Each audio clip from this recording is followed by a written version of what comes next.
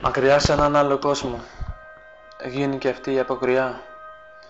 Το γαϊδουράκι γύριζε μέσα στους έρημους δρόμους, όπου δεν ανάπνεε κανείς. Πεθαμένα παιδιά ανέβαιναν ολό ένα στον ουρανό.